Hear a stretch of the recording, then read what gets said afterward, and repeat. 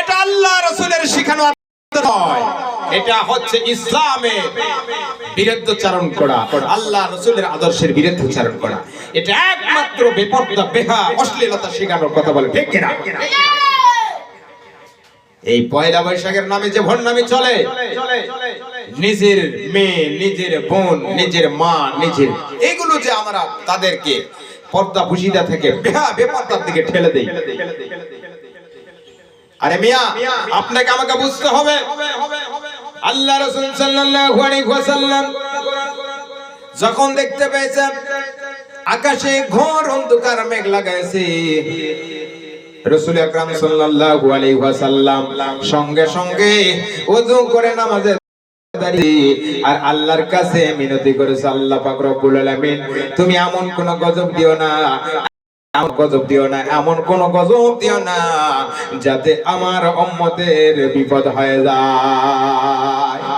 ঘোর অন্ধকার হয়েছে, রাসূল আল্লাহর কাছে মিনতি জানাই, রব্বুল আলামিন মেহেরবানি করে বিপদ থেকে আমাদের সবাইকে হেফাজত করো। আল্লাহ রাসূল সঙ্গে সঙ্গে আল্লাহর কাছে দোয়া করতেন, মিনতি করতেন, নামাজ পড়তেন। আর আমরা পয়লা বৈশাখ আসবে, পয়লা বৈশাখ মানে কি ঝড় ঝাপট, কাল বৈশাখী ঝড়, এগুলোকে আমরা বরণ করি, নিজের মা, নিজের মেয়ে, নিজের মেয়েদেরকে সাজায় গুছাই বেপর্দা বেহা করে অশ্লীলতার দিকে ঠেলিয়ে দেয়। আর যেমন ভর্তি বললাম, ওই যে বাসর ঘরে যেমন সাজসজ্জা করে নতুন বউ তার স্বামীকে পান সাজায় নিয়ে চলে যায় ফুলের ডালাত করে, আর ওই রকম ভাবে রাস্তায় রাস্তায় অসজ্জা স্বামীদের কাছে আমার মেয়ে আমার বোনকে আমরা ফুলের ডালার উপরে পান সাজাই দিয়ে হাজার হাজার শত শত স্বামীকে ফুল আর এই পান বিক্রেতা হিসাবে আমার মেয়েকে আমার বোনকে আমি ব্যবহার করতেছি। জোরে জোরে বলুন নাউজুবিল্লাহ। এই অশ্লীলতা বন্ধ করতে হবে। মুসলমান খালি দাবি করলে মুসলমান হওয়া যাবে না, মুসলমানের আদর্শ আমার আপনার ভিতরে থাকতে হবে। কথা বলে ঠিক কিনা ভাইরা? আমরা আমার শুধু খালি মুসলমানের দাবি করে যাই, আমরা এই মুসলমানের দাবি করলেই মুসলমান হওয়া যায় না। মুসলমানের কার্যক্রম করতে হবে, কাজ করতে হবে। আজকে ফুল বিক্রির নামে, পান বিক্রির নামে 10 টাকা, 20 টাকা, 30 টাকা, 40 টাকা, এমনকি 50 টাকা, 100 টাকা। এখন কোন একটা ইয়ং যুবক কি করলো, এরই সাথে পান খাইতে খাইতে 2টা চোখ মারা দিল। কথা বলেন ঠিক কিনা?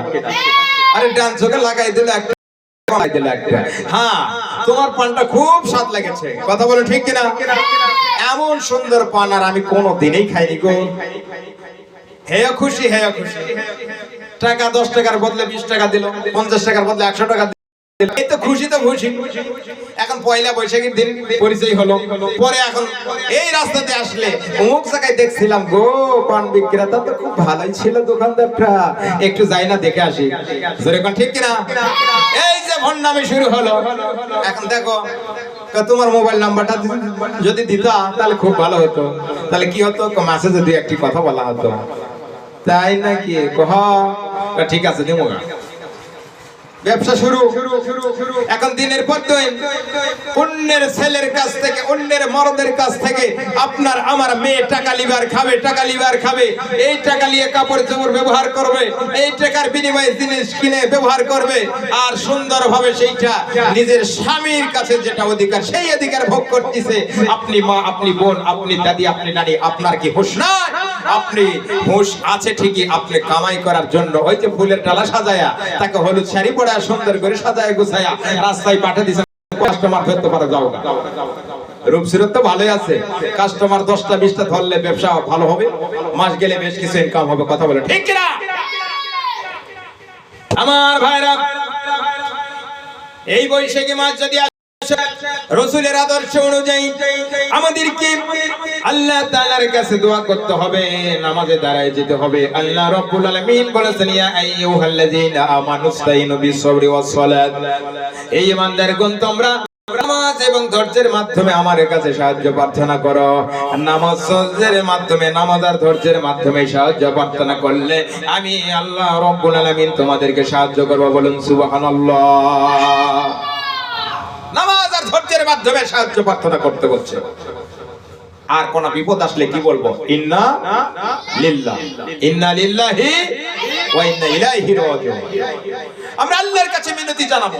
এই মিনতি জানানো বাদ দিয়ে আমরা রং তামাশা গান বাজনা রঙ্গারঙ্গি করে নিজের মেয়েদেরকে বেপরদা বেহায়ের দিকে ঠেলে দিয়ে সবে মাত্র 10 টাকা 20 টাকা 50 টাকা 1 টাকা 1000 টাকার লোভে নিজের মান সম্মান ইজ্জত বিলিয়ে দিয়েছি। কথা বলে ঠিক কিনা? দেখবেন রাস্তায় রাস্তায় কি যে ব্যবসা শুরু। আমার কাছে আইলে এই কাস্টমার তোমার মতন পান, তার কারণ তুমি তো 10 জনের কাছে ব্যবহার হও, 20 জনের কাছে ব্যবহার হও। তোমার পান, তোমার এই একটা মন, তোমার দুইটা চোখ কয়জনকে দাও? কথা কয় না, ঠিক নেই? হাজার মানুষকে তুমি কন্ট্রোল করো, খুশি করো, খুশিতে খুশি হও। এই তোমার চরিত্রে তো ব্যবসা আছে, ব্যবসা কি আছে? কথা বলে ঠিক কিনা? যারা ভালো সৎ চরিত্রবান হবে একটা জায়গায় থাকার জন্য তার যথেষ্ট। কথা বলেন ঠিক কিনা? ইসলামের দৃষ্টিতে আপনি একজন শরীয়ত সম্মত যখন বিয়ে হবা, আপনার স্বামীর জন্য আপনি কি রাখছেন, কি ধরে রাখছেন?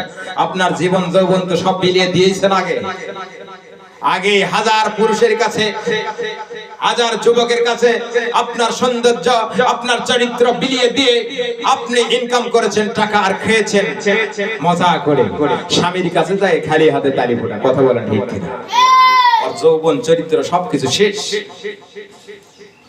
কাজে আসি, এই ধরনের বেপরদা অশ্লীল মেয়েদের কাছ থেকে আমাদেরকেও হেফাজত থাকতে হবে, সরে থাকার চেষ্টা করতে হবে।